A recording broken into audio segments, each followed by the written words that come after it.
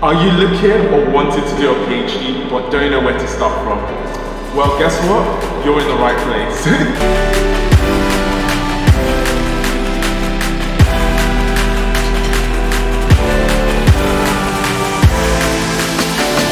Welcome back to my channel. I hope you guys are doing fine. Basically, welcome to this edition of looking and searching for PhD, or essentially how to look and search for PhD or a scholarship or studentship or whatever for you.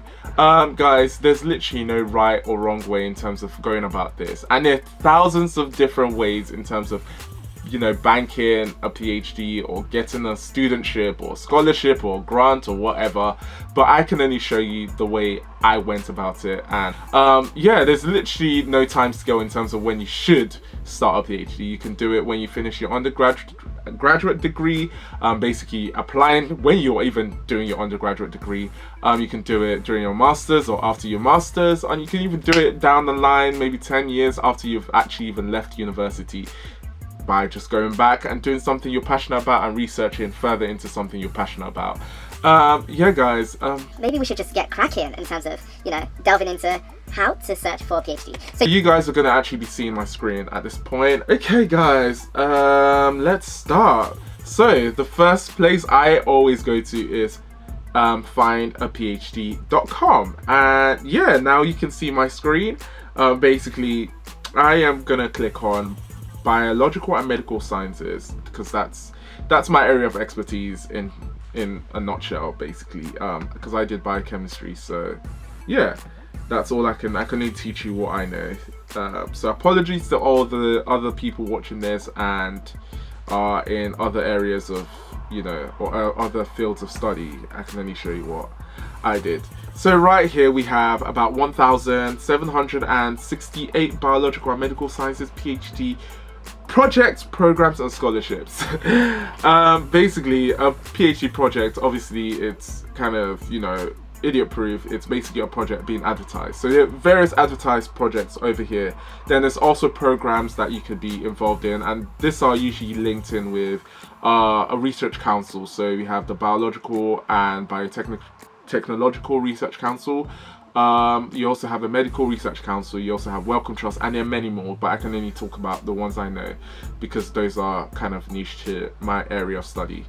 So on FindAPhD.com you have various kind of filters that you can add. So you can search for specific maybe words, keywords that are kind of niche to what you want to do. And then you could also look at maybe the location, whether it's in the UK or whatever, the discipline like I've already picked. And within that discipline, you can also pick various subject areas. So it ranges from biochemistry or agricultural science to cancer, dentistry, parasitology, pharmacology, all that jazz. Then you also have institutions. So if you want to be specific in terms of where you want to go, whether it's UCL, Imperial, Cambridge, Oxford, Durham, Newcastle, Kingston, all that jazz, you can literally pick it all there because you have various institutions right there. So you can press that filter. Also the PhD type, whether you want it to be a 4-year program, because there are different programs, there are various types of programs. So it could be a 4-year, 3-year program. And then also within here you have maybe the various research council, because I can see here the BBSRC research council, which I believe it's something relating to engineering. I'm not 100% sure, but that's a different program. And then you can also show what funding type, so whether you're a UK student or European student and then looking for funding as well. So yeah, or if you are self-funded, if you have the money to self-fund yourself, you can also find that there. But guys, so I am just gonna delve in and maybe pick on, let's look at UCL for example. Okay, it doesn't come up with UCL, so I'm guessing I have to write University College London, if you can find it.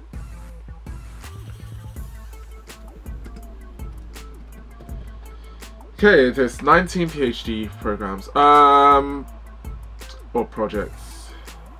Oh, so guys, so I actually stopped at explaining what the difference between a PhD project, program and scholarship is. So usually a scholarship will be maybe your tuition's paid for or your living cost is paid for.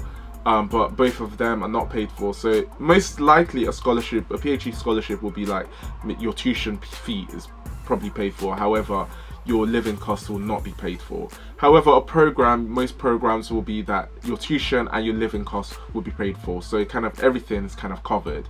So you'll be given a certain amount per year to kind of spend on yourself in terms of living and managing yourself, essentially. So right now we're on the UCL website. So you can see here, this is like a PhD doctoral program that has been advertised. So it says there are 15 fully funded 4-year PhD studentships in the BBSRC Center of Doctoral Training in Transformative Pharmaceutical Technologies. So yeah, usually programs, PhD programs are usually very competitive because it's kind of fully funded, and yeah, there are only a certain amount of spaces on them, so yeah, they're essentially very competitive. So like what we can see here, we can see that it's a fully funded PhD program, for European students and UK students only. Usually I would add that, although it says European students, I believe that most of them would require you to have lived in the UK for at least 3 years. So this is a PhD project that has been advertised. So this is actually a specific project that has been advertised. So right here you can see the project description. It says that it'll be sponsored by the BBSRC and the Procter & Gamble Limited. So, Gamble Limited, yeah. And the project description is there below. The methods and techniques that you'll be using during that project is all there. It tells you what the spend it rate is. It's £17,009. And it would increase during your year 2, year 3, year 4 of your studentship. So that's quite good, actually. That's quite good. And usually the minimum requirements for most PhDs is actually just a 2-1 in your undergraduate degree, so an upper second class in your undergraduate degree. That's usually the criteria. And for this, it tells you what you need in order to apply. So you need a CV, a personal statement, and referees, and where you need to, send it to. Then it also talks about the deadlines and things like that. So yeah, this is quite good. It also shows you maybe a journal that you might be interested in reading if you are applying for this project specifically. So we can look at another one. Another one here is also UCL. This is investigating antibiotic resistance in bacteria and seafood products and the risk of exposure to these by consumers in the UK. So this is a nice project, actually. It just talks about the project description, the methods that will be used. It's quite detailed in terms of methods, so it gives you a lot to go on. So in terms of when you're preparing for or in terms of writing your personal statement, you can kind of tailor it to what this this project is essentially looking for. And this is also the same expenditure, and it's part of the Lido program, which I'm gonna go into, and there's also tax-free, and you have a bunch of references that you can use to help you. So apart from specific projects, which usually FindAPhD advertises, you also have the Lido or other PhD programs. So you have the Lido, which is specific to London universities like UCL, King's College London, Queen Mary, Birkbeck, London School of Hygiene and Tropical Medicine, and the Royal Veterinary College. So this is actually one I applied for 2 years running, and I did get interview callbacks for both of them, although the first year I applied was a bit strange.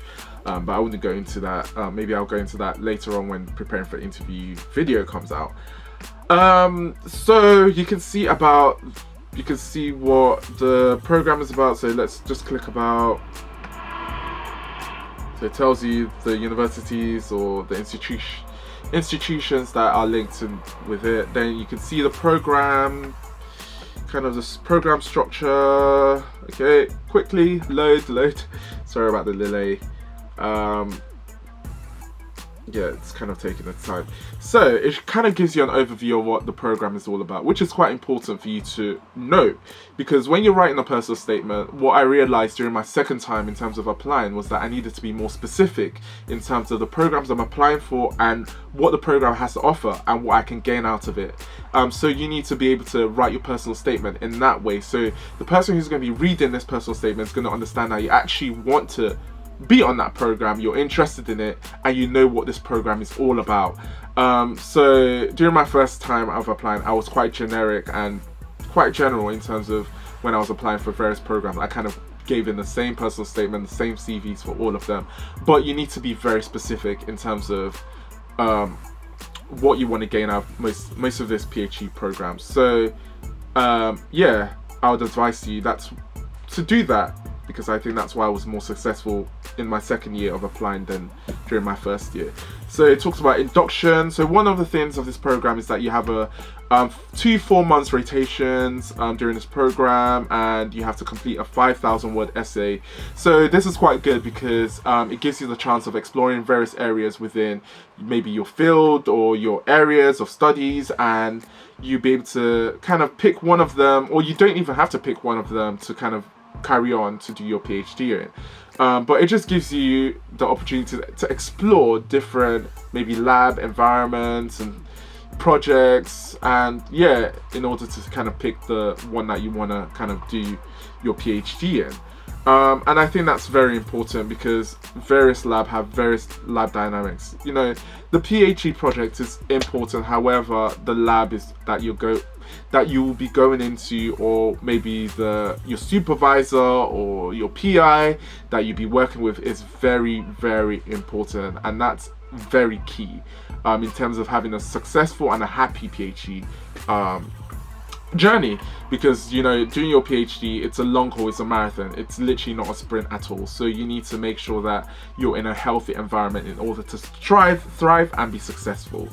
Yeah, so that's one part of the program I love, and also the teaching aspect of it. I really love it because it's very interdisciplinary, because it gives you the chance of exploring and developing your mathematical, computational, statistical skills, as well as system biology research. So I love that this part of the program, which was one of the things that enticed me into applying for this program.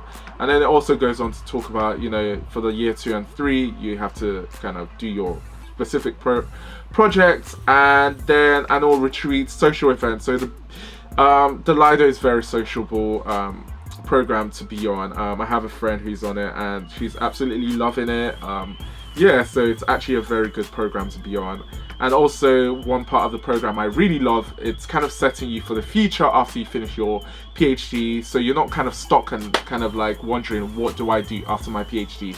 It gives you the opportunity to kind of you know, do a 3-month work experience placement in industry or anything unrelated to your PhD project. So that's amazing. That's amazing. And I know there are loads of programs that do this and offer this, but I know that the BBSRC specifically is one that champions the whole aspect of science interdisciplinary.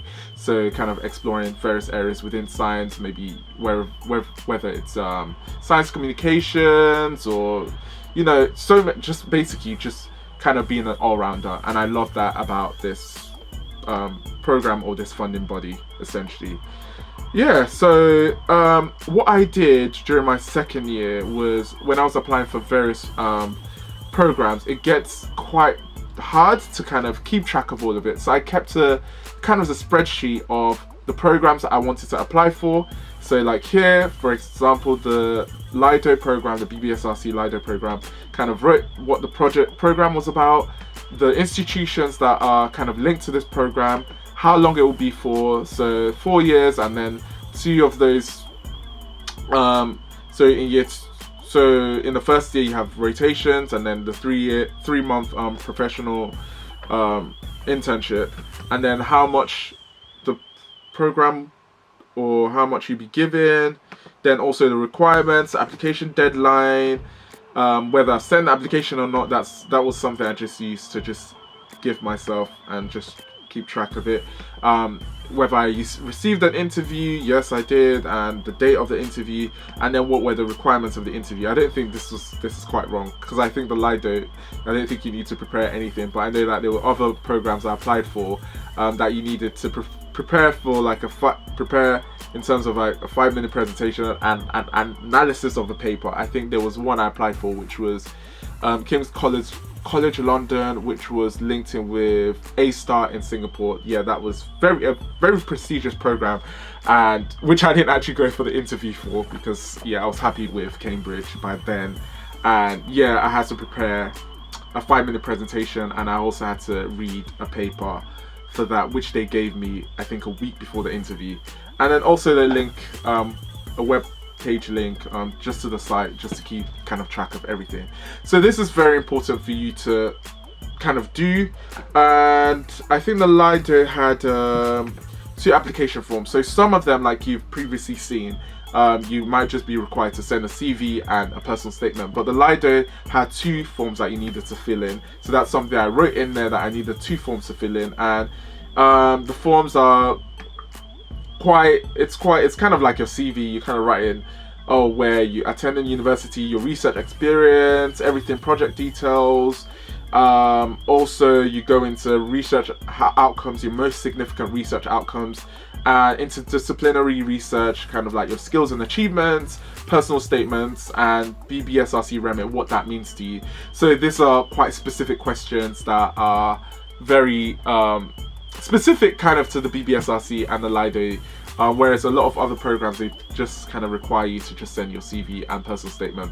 But like I said, it's very important for you to tailor your personal statement or anything that you write to the program you're applying for, because that will give you the best chance and the highest chance. And that's why I have a spreadsheet to help me keep track of everything I'm doing, essentially. So let's go on to, okay, this is the MRC Doctoral partnership with King's College London, and this program could either be a 4.5-year PhD program, or no, a 4-year PhD program, or a 3.5-year PhD program. So you have the option to actually do a master's within it and go on to your PhD. But I think if you haven't done a master's, they might require you to do a master's, so it'll be a 4-year PhD program.